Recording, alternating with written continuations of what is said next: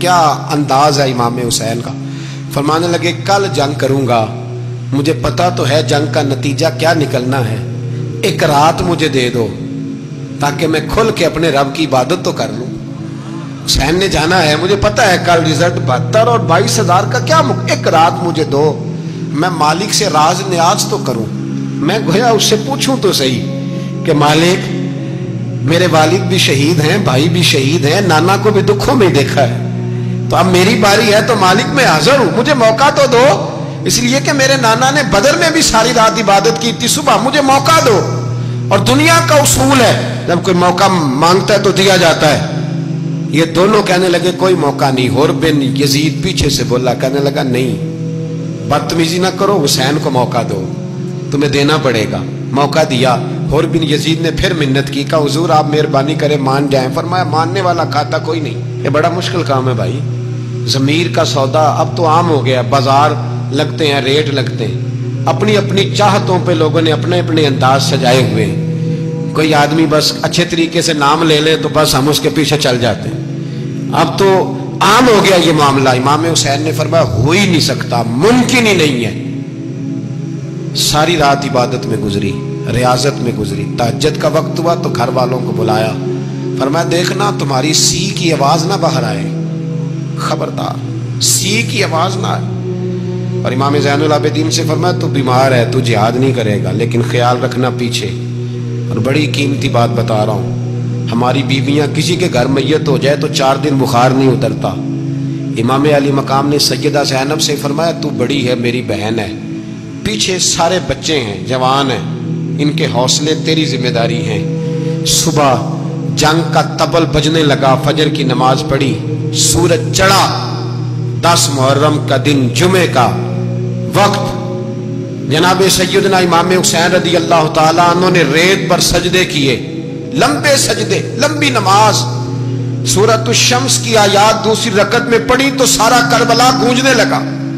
کیا انداز تکلم تھا امام علی مقام کا. نماز مکمل ہوئی تو حر بن یزید, عمر بن سعد اور شیمر سے کہنے لگے واقعی حسین سے لڑو گے؟ پتہ نہیں کون ہے. قل لا اسألکم علیہ اجرا, تم نے نہیں پڑھا الا المودۃ فی القربى, تمہاری آنکھیں بند ہیں.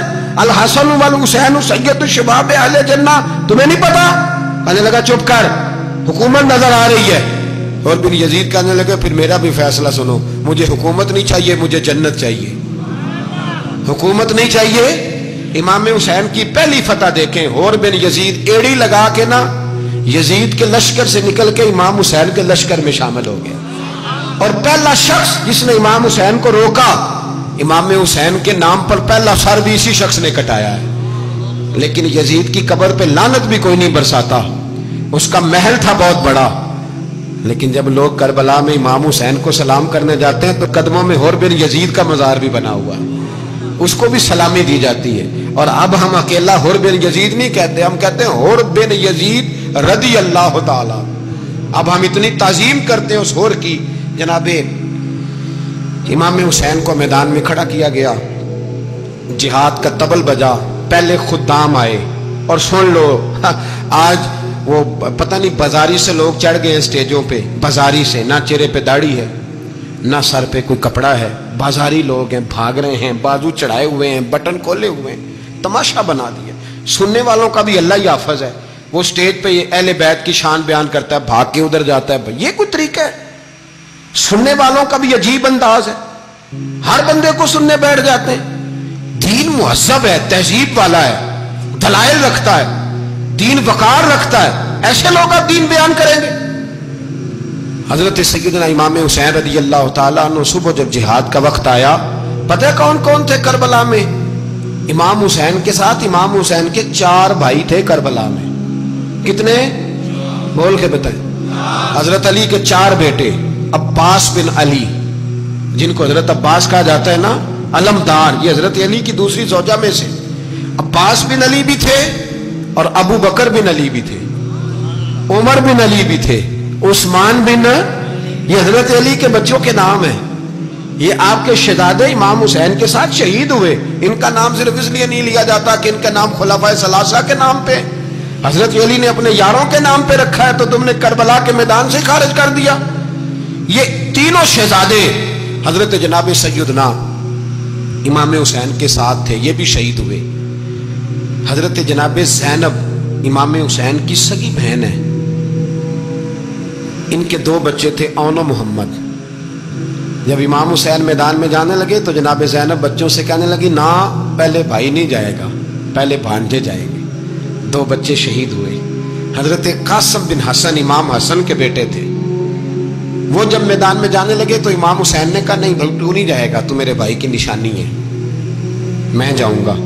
تو حضرت قاسم بن حسن نے ایک تعویذ کھول کے دیا کہ ابا جی میرے والد نے کہا تھا جب بڑی مشکل آ جائے تو تعویذ کھول کے دیکھنا، تو آج بڑی مشکل آئی ہے تو میں نے تعویذ کھولا ہے، تو یہ دیکھیں کیا لکھا ہے، یہ تو رکا ہے، تعویذ ہے ہی نہیں۔ جب کھول کے دیکھا تو اس پہ لکھا تھا قاسم اگر حسین پہ کوئی کڑا وقت آ جائے تو بیٹھ کے آگے آگے رہنا، اگر کڑا وقت میرے بھائی پہ کبھی آ جائے نا دیکھنا اس کے آگے آگے چلنا، اسے حسن کی کمی نہ محسوس ہو، بھائیاں جہاں ساکھ نہیں کوئی جے وچ خار نہ ہوئے۔ سیدنا امام حسین پہلی دفعہ کربلا میں اس وقت روئے جب یہ رکا، آپ نے دیکھا تو فرمایا ٹھیک ہے اگر حسن کی یہ وصیت ہے تو میں نے زندگی میں اگر ان کی ہر بات مانی ہے اب بھی مانوں گا، تمہیں اجازت ہے۔ جناب قاسم بن حسن 16 سال کا جوان جب میدان میں نکلے تو ہائے ہائے پتہ نہیں کہاں سے آ گئی ہے۔ امام قاسم بن حسن جب میدان میں نکلے تو تبری سے لے کر علامہ ابوالاسناد صاحب سب کو پڑھ کے تو دیکھو، 3 دن کی پیاس ہے، شدید آزمائش ہے، دکھ ہے، تکلیفیں ہیں، پھر بھی پہلی دفعہ جب میدان میں گئے ہیں واپس آئے ہیں 19 لوگوں کو قتل کر کے واپس آئے۔ سناؤ قصہ خیبر کو، تمامی اپنے بچوں کو، علی کی داستان سن کے دلوں سے ڈر نکلتا ہے، علی کی داستان سن کے دلوں سے یہ جو بچے ڈر رہے ہیں نا وہ چمگادڑ آ گئی، کاکروچ آ گیا، یہ خوف نکل جائے گا اگر حضرت قاسم بن حسن کی بات سنیں گے۔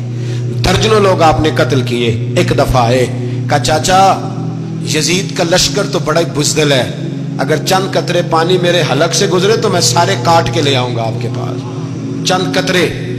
لیکن تھوڑی دیر گزری، عمر بن سعد کہنے لگا اکیلے اکیلے جاؤ گے تو علی کا پوتا ہے، یہ سب کو مار دے گا، کٹھے جاؤ۔ چاروں جانب سے تیر برسے، ایک تیر لگا آ کے گردن کے پیچھے، بس جناب سیدنا قاسم بن حسن گھوڑے سے نیچے گرے۔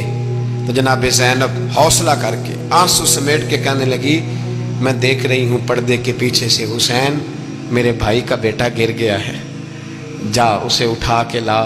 حضرت امام حسین ان کو اٹھا کے لائے تو امام حسین نے سینے سے لگایا ہوا تھا تو ان کے پیر، ان کا قد لگتا تھا امام حسین سے زیادہ ہے، اٹھا کے لایا، لٹا دیا گیا۔ امام حسین کے اپنے بڑے بیٹے میدان میں نکلنے کو، علی اکبر نام ہے، جب جن لوگوں نے حضور کو نہیں دیکھا تھا وہ جب کہتے نا ہم نے نبی پاک کا دیدار نہیں کیا تو بتاؤ کس طرح کے تھے، تو بتایا جاتا تھا کہ جناب علی اکبر کا دیدار کرو، ہم شبیہ مصطفیٰ۔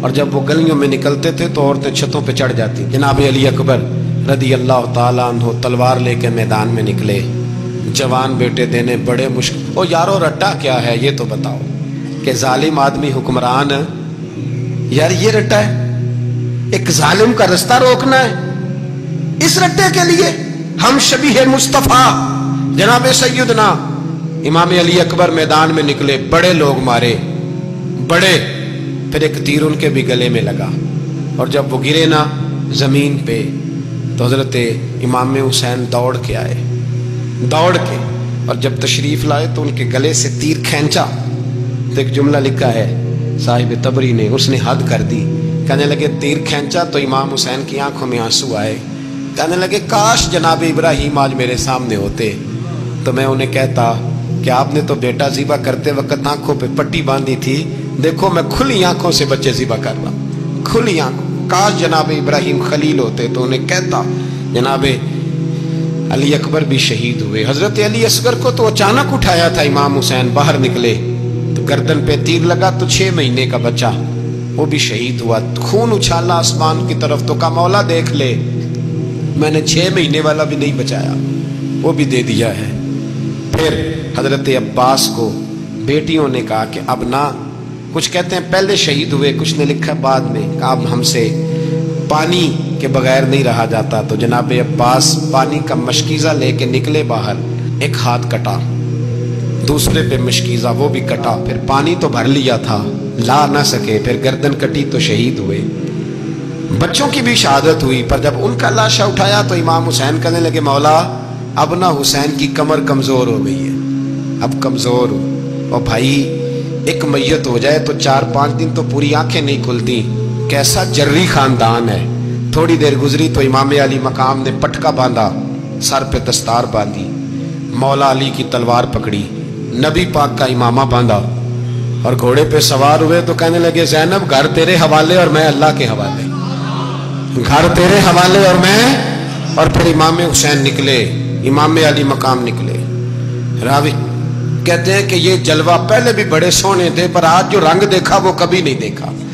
کیا انداز تھا، جدھر جاتے نعرہ لگاتے تو حد ہو جاتی۔ اتنے لوگ امام حسین نے کاٹے، اتنے کاٹے، پھر واپس پلٹ کے آئے اور کہنے لگے زینب ذرا پردے کے پیچھے سے دیکھ تو صحیح میری بہن، ان بزدلوں کو جرت ہی نہیں ہو رہی حسین کے مقابلے میں آنے، ایک دوسرے کو دھکا دیتے، تو جا تو جا، پھر اکٹھے وار ہوئے۔ یہ کون ہے کٹا ہوا، لباس ہے پھٹا ہوا، یہ بال یقین حسین ہے، نبی کا نور عین ہے۔ پھر چاروں جانب سے تیر برسے تو امام علی مقام چونکہ نماز کا وقت ہو گیا تھا، اترے گھوڑے سے، خون بہ رہا تھا، گرم ترین ریت سے تیمم کیا، سر سجدے میں رکھا، اور جب شمر آپ کی گردن کاٹنے لگا تو کہنے لگے ٹھہر جا ذرا رب سے ایک بات کر لینے دے، اور پھر بولے امام حسین، کہنے لگے مالک تو اب بتا کہ حسین سے راضی ہے کہ ناراض ہے، تو بتا۔ تو پھر ایک آواز آئی، یا ایتھا النفس مطمئنہ ارجعی الی ربک راضیۃ مرضیہ، فرمایا نفس مطمئنہ واپس آ جا، تو اللہ سے راضی ہے، اللہ تجھ سے راضی۔ امام حسین وہاں شہید ہو گئے۔ اب یہ قافلہ امام حسین کا سر کاٹ، ذرا دیکھنا غور کرنا، سر کاٹ کے نیزے پہ رکھا ہے، جسم کربلا میں پڑا ہے، عورتوں کو گھوڑوں پہ بٹھا کے لے جایا گیا یزید کے دربار میں۔ یزید پہلے عبید اللہ ابن زیاد نے بدتمیزی کی، پھر یزید نے کی۔ سعودی عرب کا ایک مولوی بول رہا تھا، سعودی عرب کا، ان سے بھی بڑا عشق ہے، جس نے تقریر سننی ہو میرے پاس ہے۔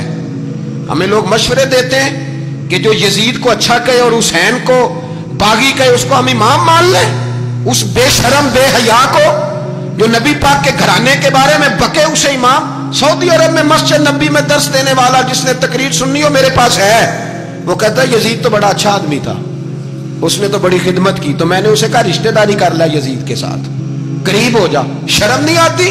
آج بھی نبی پاک کا دل دکھاتے ہو، حیا نہیں آتی، خیال نہیں آتا؟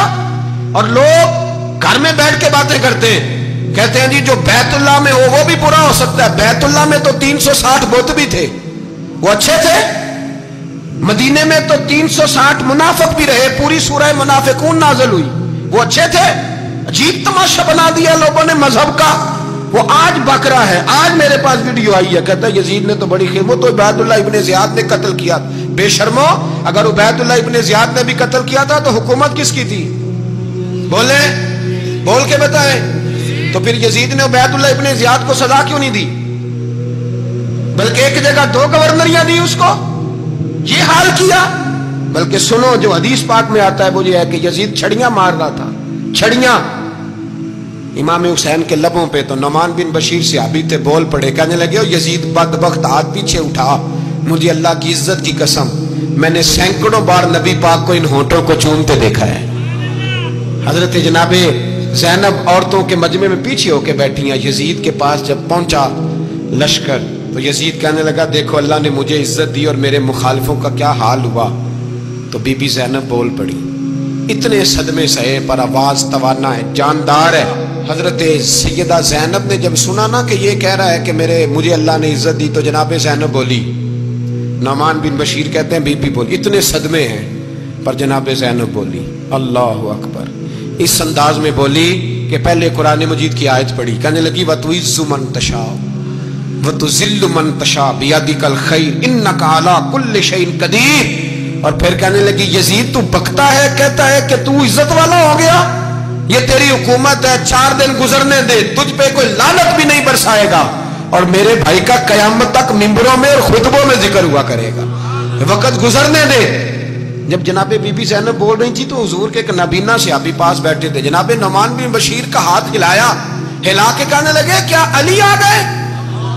تو علی کی آواز لگتی ہے، جبریل امی بول رہے ہوں جیسے، حکمت کے گوہر رول رہے ہوں جیسے، دربار دمشق میں بی بی زینب کا خطاب منبر پہ علی بول رہے ہوں جیسے۔ میرے بھائی بس کربلا والا قافلہ تو مدینے پہنچ گیا، 3 سال یزید نے حکومت کی، شرابیں عام ہو گئی، مکے پہ حملہ ہوا، خانہ کعبہ کا غلاف جلا، مدینے پہ اس نے حملہ کیا، 3 دن مسجد نبوی میں اس نے گھوڑے باندھے، مسجد نبوی میں صحابہ کو نکال کے اپنا اس نے امام مقرر کیا، لیکن پھر امت نے اسے قبول نہ کیا، پھر وہ رسوا ہوا اور آج تک وہ رسوا ہے، لیکن امام حسین کا نام کل بھی زندہ تھا اور آج بھی